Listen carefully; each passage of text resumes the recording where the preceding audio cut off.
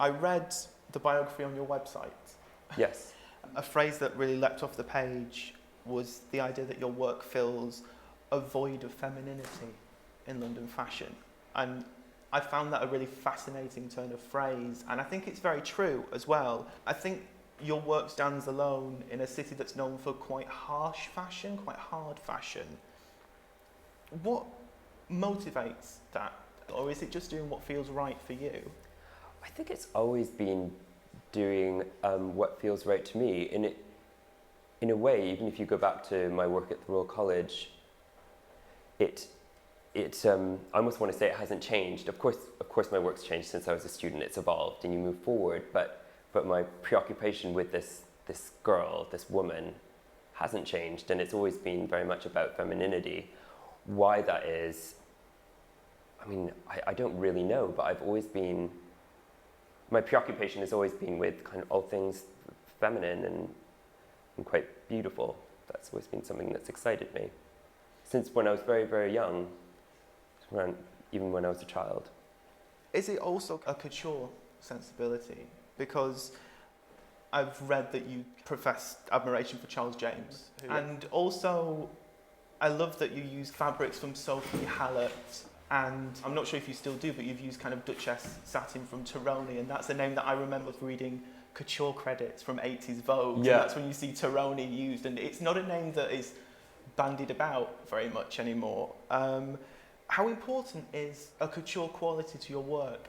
It's incredibly important. I love old mills like Tironi, Clerici, Sophie Hallett. I think as a designer I'm very cloth based, and that always used to that still really excites me. And as you say, like those old French 80s Vogues that you see, where the beginning pages, you have all the ads for mills and couture houses are very proud of the mills that they'll use, and that's something that I've always found really, really exciting, the idea of using a Tironi Duchess, and knowing that it's a very small factory in Como, and they use the same looms that they've used since the 1920s, and everything's yarn dyed beautifully. That's something that really excites me. But I think what it is it's that idea of something having a very kind of human hand, that idea that the embroidery has that real handmade element, and even things like digital print, I've always been interested in the idea of using a computer or technology, but in a way that it has a very human hand. So even if something's been done on a machine or digitally, it has a kind of, almost like a kind of a lack of perfectness. There's a hand to it. It's very kind of human in its feeling. I'm interested, actually, leading on from that, to talk a little bit about the print, because it's something you're really known for, and a lot of designers use print, but either they use prints that other people have engineered for them, or they use print, but you get the feeling they've not really thought about the shapes of the garment. Yeah. Whereas with you design all the prints yourself, and the clothes you make are really technically accomplished. How do you kind of devise the prints? How is that done? I've always been really interested in print and colour, and it's something that I started to kind of do really almost accidentally. I started playing around on Photoshop, and it was something that I discovered at the Royal College, but something that I certainly got much more into after I graduated. I did my MA in women's wear, not in textiles. But again, I love the idea of creating something that's completely unique, and it's that idea. I think I'm a bit of a control freak, and I like to control everything from color, fit, every aspect of the garment I'm interested in, and that includes the surface and the textile as well. So I would explain it as a kind of obsession, but I'm really obsessed with all aspects of the garment. Going back to the handcrafted feel that you talked about, how easy is it to translate that into ready-to-wear or into sort of commercially viable ready-to-wear? That's a good question, and often one that's quite difficult. We do it, and we just do it in very small quantities, and by controlling our distribution. And you can do it. It just costs just costs money, but you can do it, and it takes time. But I think that's what, in a way, I think people want, or hopefully people need, that idea that, that dress is unique to them. And I like the idea that maybe our woman, when she buys a dress, feels like she's the only one who owns it. I think that's really important. You have a twin sister, don't you? Yes. Does she give you her opinion when you're designing? She certainly has a very strong opinion on things that she likes and doesn't like. When the products when the garment's finished, but she's not really involved in the creative process at all. But she certainly wears my clothes and is very, very vocal about the things that she likes, and also very vocal about the things she doesn't like. But she's not involved in the company. But she's certainly my biggest fan and also my biggest critic, definitely. I was wondering, it's a bit of a convenient conclusion for a journalist to come to, but people often hypothesize that male designers imagine their female counterpart when they're designing. Yeah. Is she sort of the physical embodiment of yours? Or is she just somebody else that wears your clothes and gives you another perspective? My sister? Yes. If I'm being totally honest, she's not. I've always kind of drawn the woman that is the kind of Erdem girl. Even from when I was 5 years old, I drew her in profile and straight on, and from all sorts of different angles. I kind of grew up drawing my muse. But my sister certainly is a strong influence on me, and we're a strong influence on each other, where we're so close. I'm part of her and she's part of me. You were saying you started drawing when you were 5?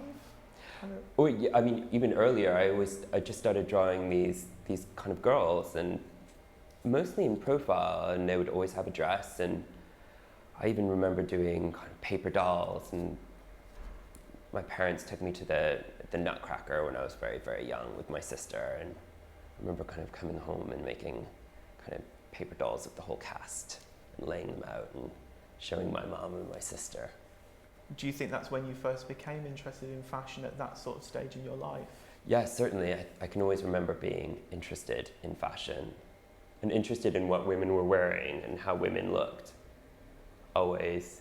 I even remember my grade 1 teacher, when she would kind of read stories in the classroom, she'd kind of sit up on the desk and she'd have these lovely skirts that were just below her knee, and you'd kind of see her kind of petticoat just poking out ever so slightly, not in a kind of vulgar way, but you'd kind of see these amazing kind of petticoats in different colors every day, and kind of with little lace trims. And I remember always just kind of being this 6-year-old staring at the hem of her skirts.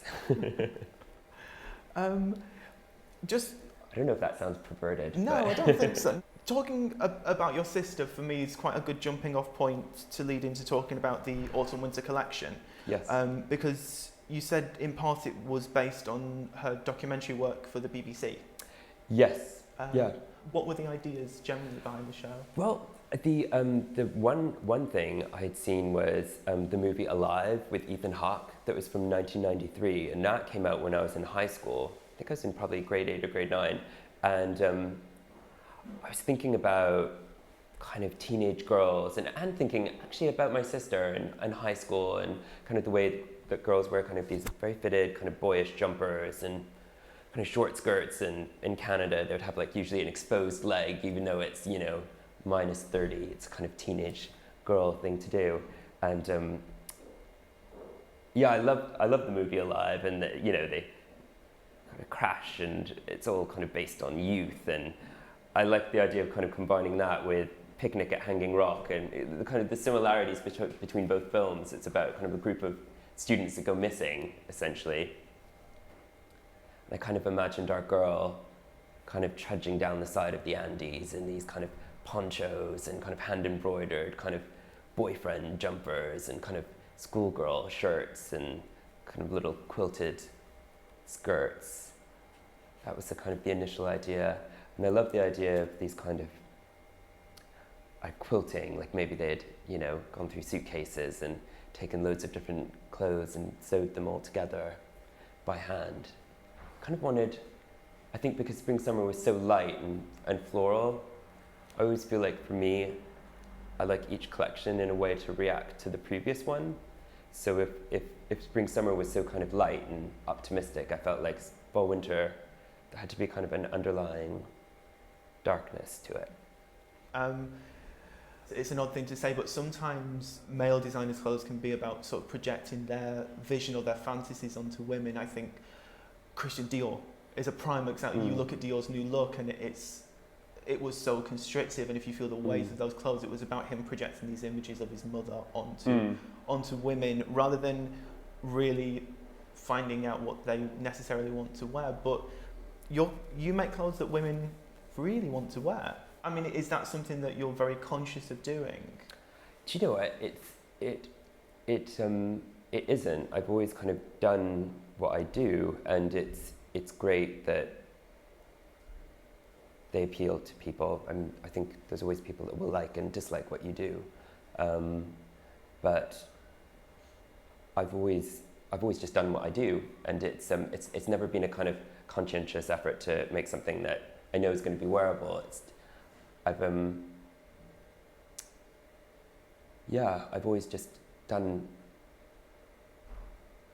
what I do, and it's something that hopefully appeals to kind of a broad spectrum of women. That's interesting. It leads on to just what I was going to say, which is, it's a question that I always want to ask designers. Yes. I've never asked anyone before, so I thought I'd ask you. As kind of a journalist who goes out, reviews the shows. Yes. Do you care what fashion critics say about your clothes, or is it more important to be sort of true to yourself and true to the Erdem girl? I think I'd be lying if I said I didn't care. I do. But ultimately you have to do exactly what feels right, and you have to go into, you have to explore things that you need to explore in order to move the collection forward. You're not going to be able to take everyone with you when you do that. And hopefully you can take a few, and hopefully, the message gets across and is clear as to what you're trying to do. So I don't know if that answers your question, but if I'm being totally honest, yes, I do care, of course. But you can't let that rule anything that you do creatively. You have to move forward with it, and hopefully, like I said, people understand it, and you can take a few people with you. But it's impossible to please everyone. One of the things that I find really interesting about your work is, I'll go back to something that I've said about it, which maybe could be a bit pejorative. I sort of said sometimes it's a bit like an explosion in a bridal shop. It's very sort of sweet, but I don't think it's ever too sweet. Yeah. Or it's either very, very sweet to the point that makes it a little bit off. Yeah. Or the colours are a little bit off, or the textures are unusual, or there's something about it that sort of twists it away from convention. And I think I've often confused people. I think people are like, oh, it's so, maybe I almost want to use the term cool. It's so not cool. How does people have, I think in particular in London, they don't sometimes understand where to place us, maybe a little bit. And there certainly were collections that we did in the past. I think spring summer 09 was very much, that's the one we showed in the Old Dairy, that was all about, it was very pastel. My tiered baby blue French lace dress with, Tironi peach ribbons inserted, and it was, it was a Midsummer Night's Dream, and it was ridiculous and so decadent, and that to me is kind of subversive and interesting, and I was exploring things that I hadn't explored before, and it was so kind of about fabric and mass amounts of fabric and embroidery, and it was quite laboured, but in a weird way it was quite kind of peasanty at the same time. They all kind of floated through this warehouse, and I loved that collection. I don't know if you're allowed to say that.